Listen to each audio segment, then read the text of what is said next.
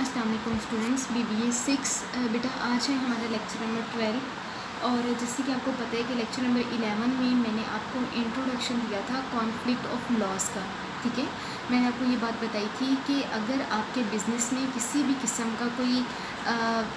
Legal case rays हो जाता है और उसको जो है वो लीगल प्रोसेसिंग के ज़रिए से ही उसका सल्यूशन पॉसिबल है, तो देन ऐसे कौन से केसेस होंगे जो आप कॉन्फ्लिक्ट ऑफ लॉ को रेफ़र करेंगे और ऐसे कौन से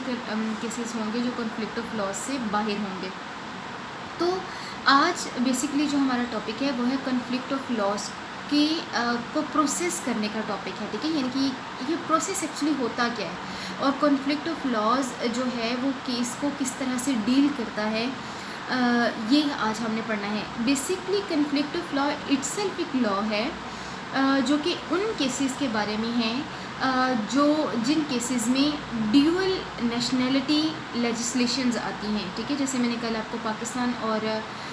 दुबई की एग्जांपल दी थी कि दुबई की अलग से लेजिस्लेशंस होंगी और पाकिस्तान की। तो इस केस में फिर क्या हो जाता है कि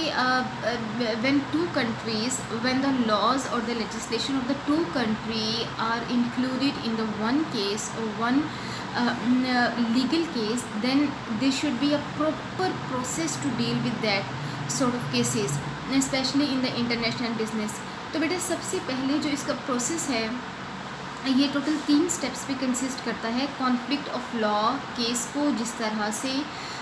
डील करता है, उसका पहला जो स्टेप है वो है रिकग्निशन ऑफ द सिचुएशन। ठीक है, यानी कि आपने अगर कोई केस रेज हो गया है और दोनों पार्टीज़ लाइक पाकिस्तानी पार्टी भी और दुबई रेजिडेंशियल्स भी जो हैं वो उस केस को कोर्ट में ले गए हैं। दोनों पार्टीज़ को लगा कि म्यूचुअल निगोसिएशन से भी हमारा केस जो है वो सॉल्व नहीं हो रहा, हमारी प्रॉब्लम सॉल्व नहीं हो रही, हमने म्यूचुअल कंप्रोमाइज़ करके भी देख लिए तो भी हमारे ये जो प्रॉब्लम्स हैं ये ख़त्म नहीं हो रही हमारे बिज़नेस की, तो we should refer to the legal process for the solution of this problem. तो उन दोनों पार्टीज़ ने डिसाइड किया कि yes we should go towards the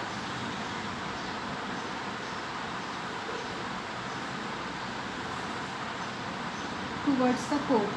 तो इस केस में भी बेटा क्या होता है कि सबसे पहले जब वो एक दफ़ा मामला कोर्ट में चला गया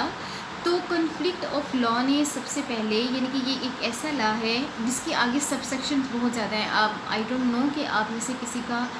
लॉ को पढ़ने का या लॉ जिन स्टूडेंट्स ने किया है या जिन लोगों ने किया है उनके साथ उठना बैठना का किसका कितना एक्सपीरियंस है। But yes this is the reality कि लॉ यानी कि जो लीगल स्टडीज़ होती हैं उनमें एक लॉ के आगे सब लॉज होते हैं जिनको हम सब सेक्शंस बोलते हैं। यानी कि एक लॉ वजह से अक्सर आप न्यूज़पेपर में भी सुनते हैं कि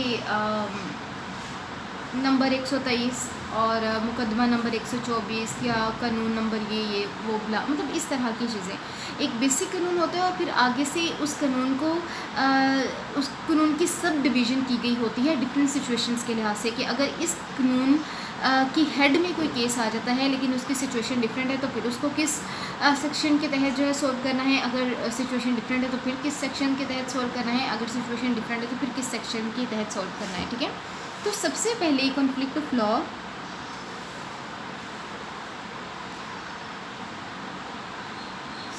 कॉन्फ्लिक्ट ऑफ लॉ क्या करेगा, उस चीज़ को रिकग्नाइज़ करेगा, उस केस को रिकग्नाइज़ करेगा कि एक्चुअली सिचुएशन है क्या, मामला क्रिएट कहाँ से हुआ, ज़्यादा जो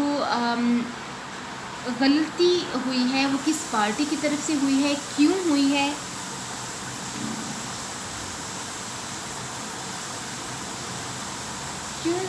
और किस हद तक जो है वो ये मिस्टेक्स जो हैं वो उनसे हुई हैं। ठीक है, तो अब बेसिकली प्रॉब्लम क्या है कि इस सिचुएशन को रिकग्नाइज़ करना और वो जो केस है उसकी लीगल वैल्यू को जानना कि ये केस कितना लीगली जो है वो इंड्यूस हो चुका है लीगल प्रोसेसेस में जिसके तहत इसको जो है वो सॉल्व किया जाए। ठीक है, सो रिकग्निशन ऑफ सिचुएशन में जो पहले स्टेप्स आ जाते हैं वो ये कि जो लॉयर हायर किए जाते हैं, ख्वाह वो पार्टीज़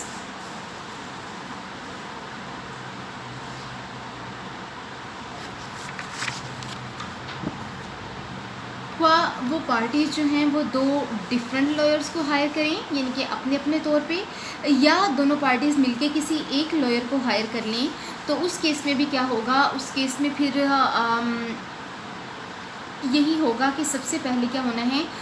जो लॉयर आपने हायर किया है वो आपसे रिक्वेस्ट करेगा, उसकी ये डिमांड होगी कि आप मुझे जो भी डाटा अपने केस का प्रोवाइड कर रहे हैं वो data on the actual basis होना चाहिए। There should be nothing fake in that provided data towards this case, ठीक है, ये रिगार्डिंग दिस केस। अब जब डाटा जो है वो चला गया लॉयर के पास और कहने के कानून के हद पे चढ़ गया, तो फिर देन डेफिनेटली फिर उसको पूरा स्टडी किया जाता है, उसको उसके सॉल्यूशंस के बारे में सोचा जाता है कि इसको किस लॉ में किस सेक्शन के तहत जो है वो उसको सॉल्व किया जा सकता है, या इसका सॉल्यूशन कहाँ लाई कर रहा है कानून के अंदर, ठीक है बेटा। दूसरा ये है कि enforcement of the foreign judgment. अब क्या होता है कि enforcement of the foreign judgment में आ जाता है कि कोर्ट हियरिंग होती है। लेट्स सपोज मैंने आपको एग्जांपल दी थी कि एक जो है पार्टी जो है वो पाकिस्तानी है और दूसरी पार्टी जो है वो दुबई यूके करने, ठीक है, क्योंकि दुबई का मुझे लगता नहीं है कि कोई इतना वहाँ पे कोई ख़ास जुडिशियल सिस्टम होगा,